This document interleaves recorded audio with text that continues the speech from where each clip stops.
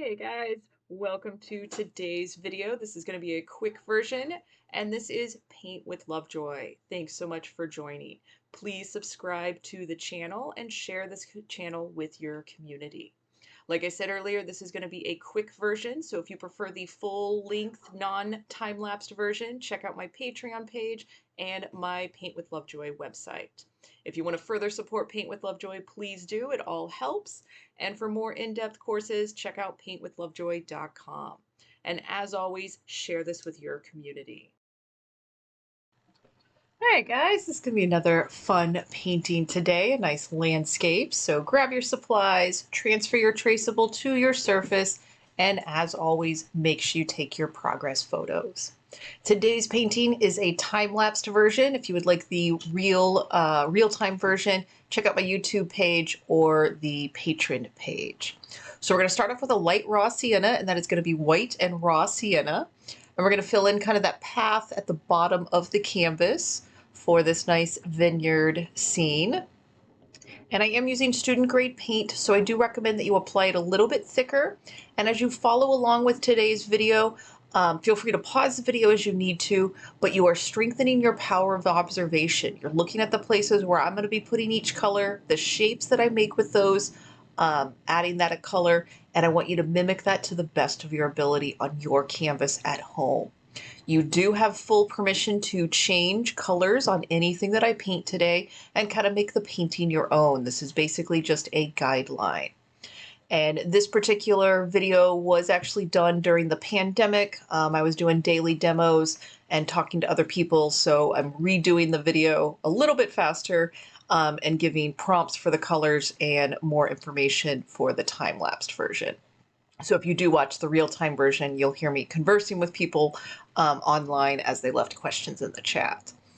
But it's still, no matter what you're doing, please find regular outlets to paint, and if this happens to be one of them, awesome.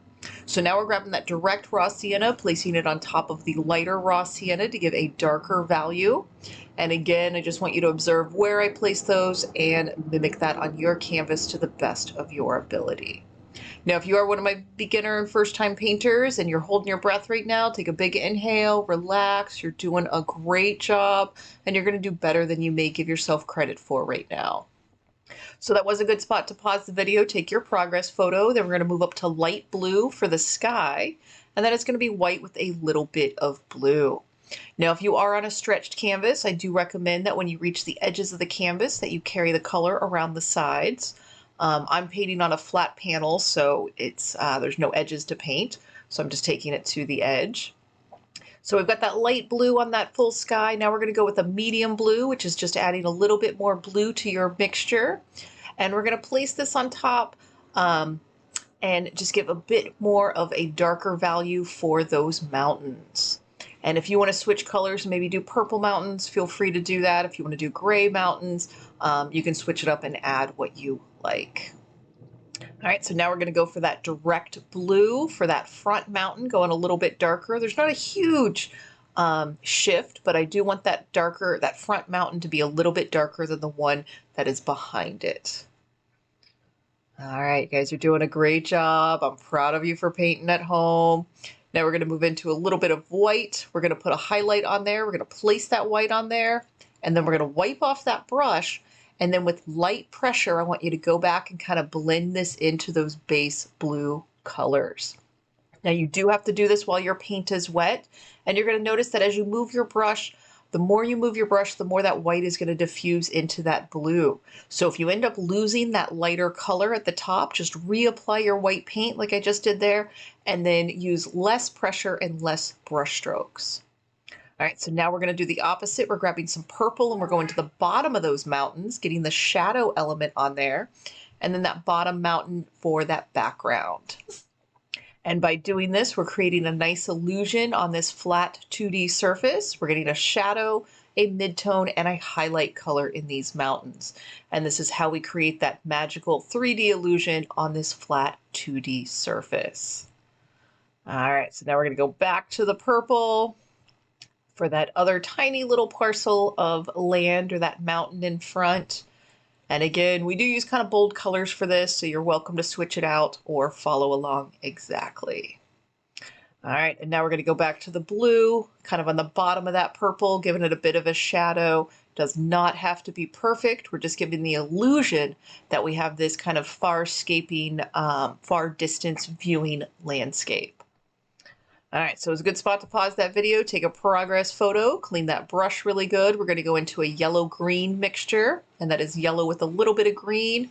It gets to be your call how green it is.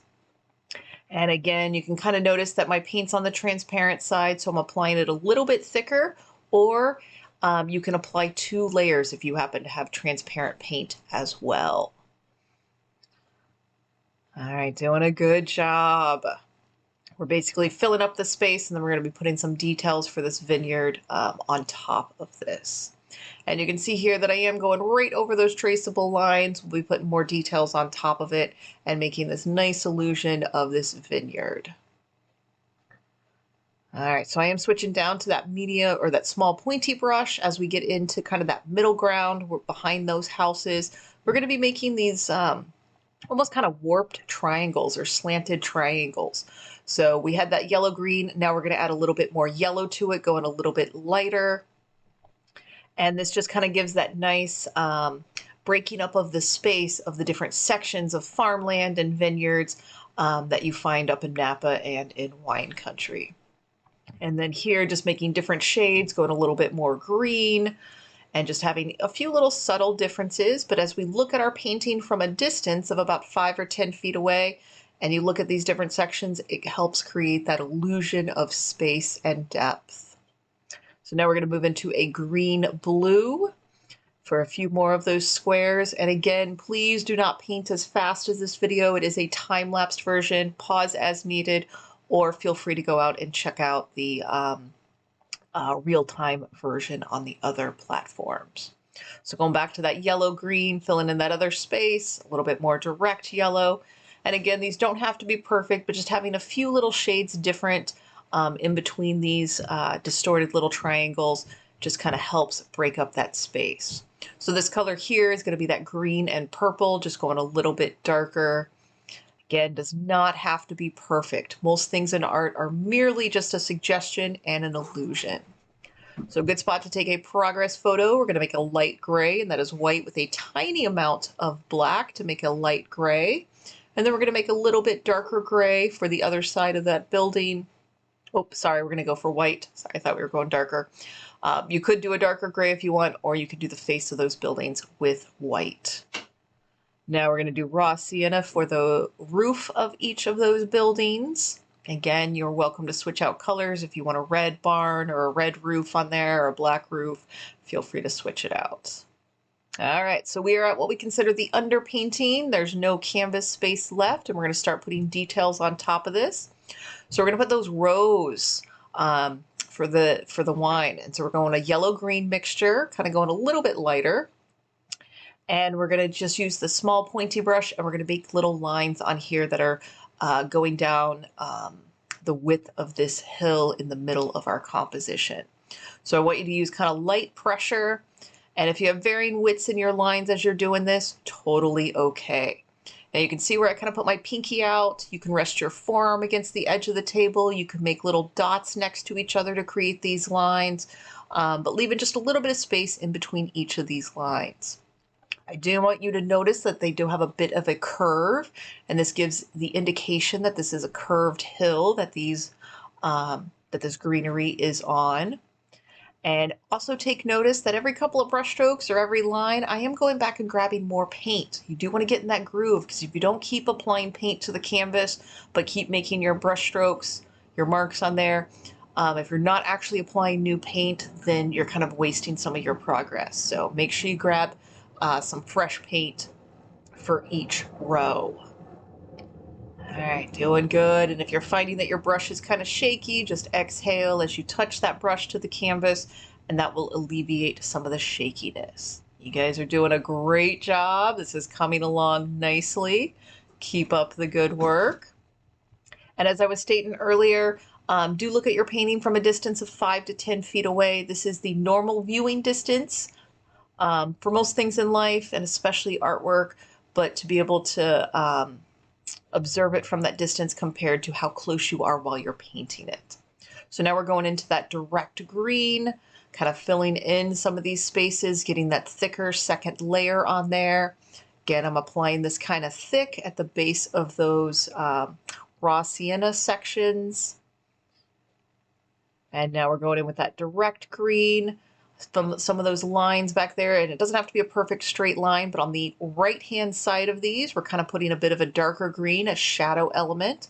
We will put a lighter element on the left-hand side in a moment. And this, again, just like the mountains, is helping create this illusion of depth by getting this darker color and then the medium color and then a highlight color. The more that you paint, the more this concept is going to become second nature, and the more you'll kind of get comfortable with that process. So we're still taking that green, we're going to some of those mountains, kind of not quite outlining the hills, but we're kind of getting some delineation, some separation between these, and then we'll put some little blobs in for bushes and trees. All right, so for those bushes, literally just a couple of dots, making circles or something that's a little bit longer, thinking of it might be a tree. Does not have to be perfect. Again, you're just observing what you see and mimicking that to the best of your ability. So for the darker green area, we are actually adding more yellow, going to that light green, so we have a little bit of contrast. Then we'll go back to that regular green, the straight green, adding some depth in there, and then going to the yellow, next highlight. And then we're going to start moving into the foreground, the close part that's towards the bottom of the canvas and closer to the viewer. And with this, I'm literally just kind of tapping that yellow on there, grabbing more paint, tapping it on there, filling up the space. We're going to tap in some green paint in a moment, but kind of thinking that each little kind of squishy tap, little mark, is a leaf on this, this vine. And I'm also going over all those traceable lines, getting rid of those edges. And again, just getting kind of that second layer on there so we have a bit more opaque coverage. And right now this is, again, just straight yellow. Then we're going to be going in with some yellow green and then some green. Guys are doing a great job. I am proud of you for taking time out of your day, getting creative. If you're painting with friends or family members, just have fun. It's more about the quality time that you guys are spending together. So here you can see where I'm grabbing that direct green. I'm doing the exact same application that I did with the yellow. And you will notice that as the yellow kind of picks up, as you're dotting down that green, it does kind of diffuse and change colors. That's okay. That's kind of the fun aspect of it. Then we're going to grab a little bit of black, getting some of our poles in there for what the vines would be hanging on. They don't have to be perfect. It could be the roots, the tree trunks for these vines.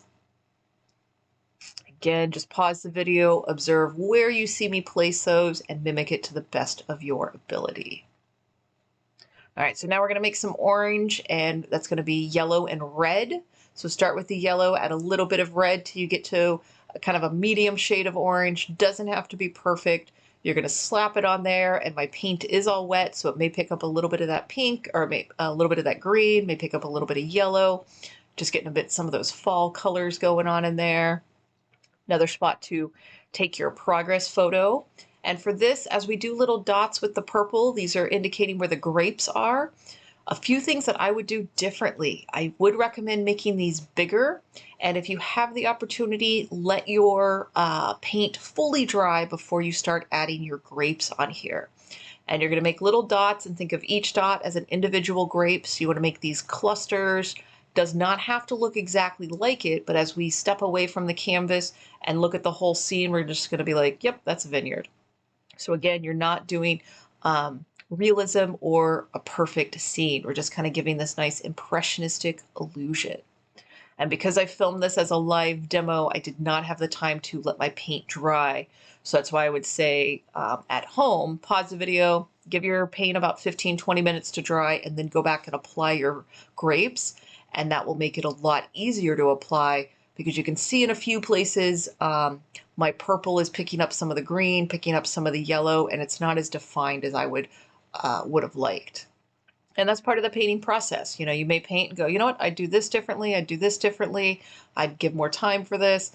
And then you take those lessons into your next painting. So here we're grabbing that green, kind of going to the base of those little tree trunks, putting a few more foliage in the background. Anything that you might want to add, if your instincts are encouraging to go, hey, we need some foliage here, we need some more grapes here, I want you to trust that. Your instincts are going to push you in the correct direction you need to go. Now with this white, these are going to be some highlights on those tree trunks and in a few areas. So again, just observe where I'm kind of placing those and mimic it to the best of your ability. Now we're going back to that light raw sienna, a little more white than the raw sienna, just to get a little bit more of a highlight on that path. And like I said earlier, anything else you might want to do to make your painting more yours and more unique, feel free to do that. I am so proud of you guys for taking time out of your day to get creative. Thank you so much for hanging out with me, and please do not wait too long to do your next painting. And until then, cheers.